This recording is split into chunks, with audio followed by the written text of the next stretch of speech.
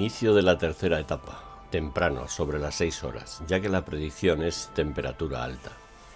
Parada para desayunar en Casa Loncho y comienzo mi andadura por estos más de 30 kilómetros que me llevarán a Muxía. Me sorprende a la salida de Olviroa un enorme cartel que anuncia Territorio Wagner. La historia de este ser se remonta a la Edad Media. Cuentan que habitaba en las montañas de la zona por las que transitaba el Camino de Santiago en el trecho que lleva hasta Fisterra. Fue un obispo de Armenia que peregrinaba por la ruta jacobea el que narró lo siguiente: recibí la bendición de Santiago, me puse en camino y llegué a la extremidad del mundo. Encontramos el Wagner, animal salvaje, grande y muy dañino. Se ha discutido sobre si se trataba de un lobo, un humano, un toro o incluso de un dragón, pero los expertos optan por la figura del hombre lobo. Con toda esta historia a sus espaldas, desde el Ayuntamiento de Dumbría no quieren que esta figura permanezca oculta.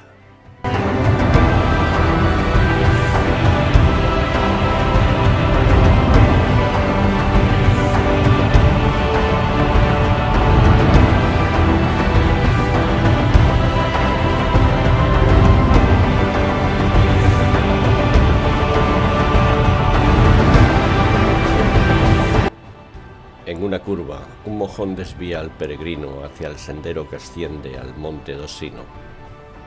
Como inicial punto de referencia, el caminante tendrá una fila de aerogeneradores. Tras un desvío a la izquierda, la ruta prosigue sobre pistas de tierra firme o pedregosa sobre la ladera suroeste de esta montaña. Es uno de los tramos más bellos del camino.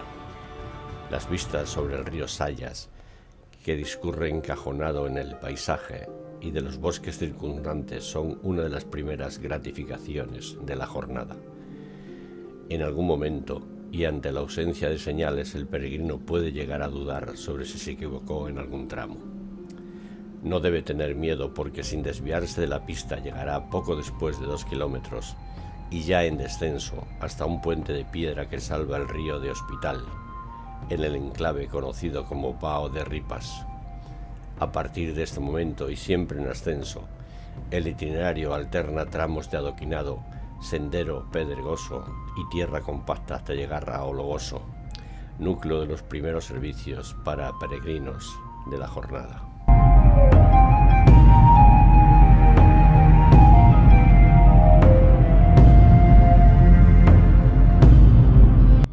A ver, hemos venido de allí, de los molinos, una fuerte bajada hasta el río, puente, y ahora para arriba, todo el rato para arriba.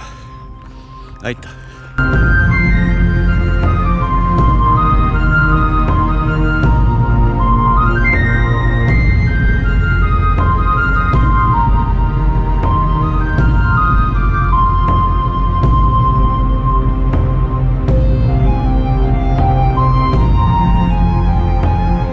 Entramos en la aldea de Ologoso, a unos 3 kilómetros de Olviroa.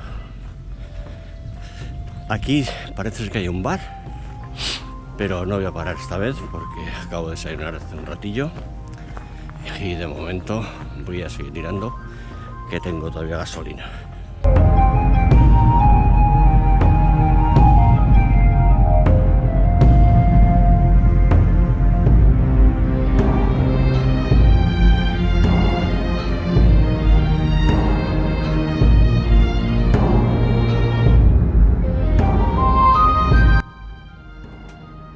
Una rápida travesía.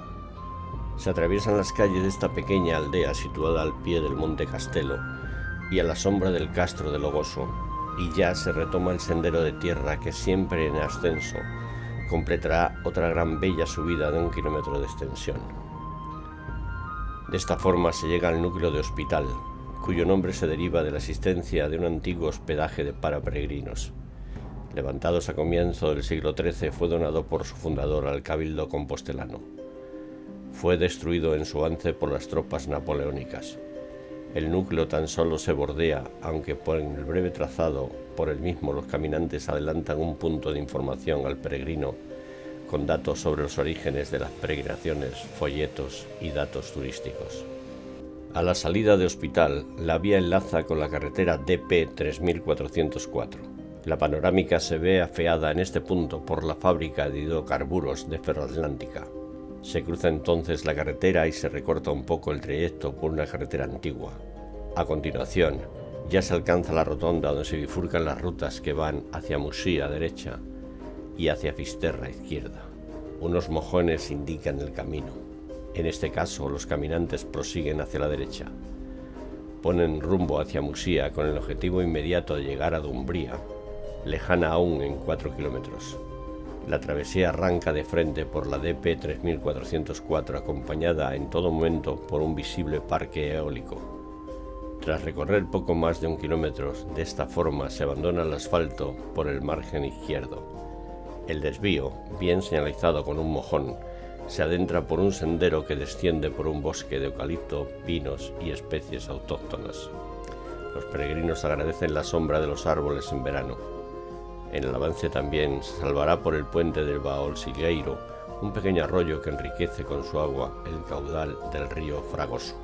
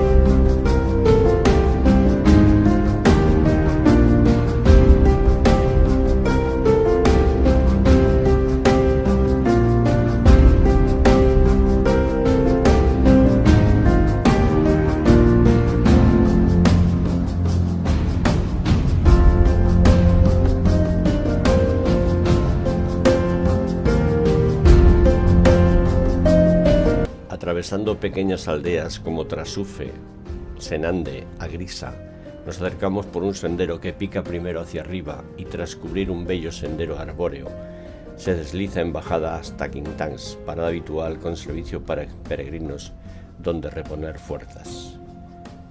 Acto seguido ya se presenta ante los ojos una amplia perspectiva del valle que recorrerá a continuación y que nos llevará en ascenso hasta San Martiño de Ozón, a partir de un camino que discurre brevemente por algún tramo empedrado del antiguo Camino Real. Este lugar ofrece varios motivos para hacer una parada. Uno de ellos es un magnífico hórreo de granito del siglo XVIII, con casi 27 metros de longitud. Es uno de los más grandes de Galicia. Se asienta sobre 22 pies. El caminante cubre un giro a la derecha que le situará delante del tercer monumento del lugar, la iglesia románica de San Martiño de Ozón. Originaria del siglo XII, del primitivo templo se conserva su planta románica y dos ábsides de forma circular.